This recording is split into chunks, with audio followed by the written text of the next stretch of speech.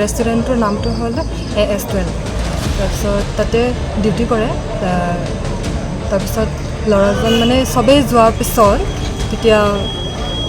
মানে কিবা কৰিব বিচাৰিছে মানে বেয়া প্ৰস্তাৱ মানে চলাব বিচাৰিছিলে আৰু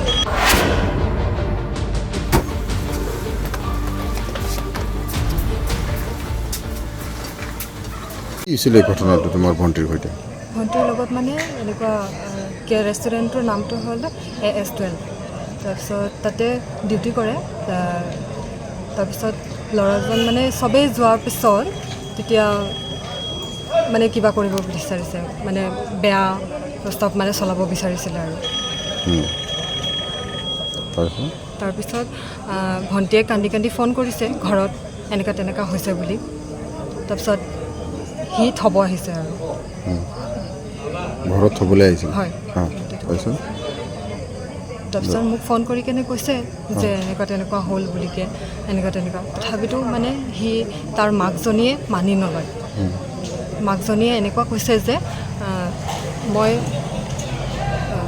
কি ক'ব এইটো তেখেতৰ ল'ৰাই এনেকুৱা কাম কৰা নাই বুলিকে সেনেকুৱা কৈ আছে আপোনালোকে এতিয়া কেছ দিছে নেকি হয় কেছ দিছে ৰঙাপাৰা থানাত কেছ দিলে হয় ৰঙাপাৰা থানাত কওকচোন কি হৈছিলে ঘটনাটো আমাৰ দৰিদ্ৰ ঘৰৰ ছোৱালী ইয়াতে ৰঙাপাৰা টাউনৰ টুৱেল ৰেষ্টুৰেণ্টত কাম কৰে ৱেটাৰ হিচাপে কাম কৰে তো তাই সদায় কামলৈ অহা যোৱা কৰে তো সেইদিনাখন কি হ'ল আপোনাৰ কামৰ শেষত তাই কোনো নথকাৰ সুযোগত বেয়া কামৰ চেষ্টা চলাইছিল তো ছোৱালীজনী অলপ হাই হুলস্থুল পোৱাৰ পাছত তাই অলপ মানে মনে মনে তাই ঠাণ্ডা কৰিব চেষ্টা কৰিল পাছত ছোৱালীজনী ঘৰলৈ ফোন কৰিল যে মোক এনেকৈ অলপ ৰেষ্টুৰেণ্টখনৰ ল'ৰাজনে এনেকুৱা বেয়া ব্যৱহাৰ কৰি বেয়া কৰিছে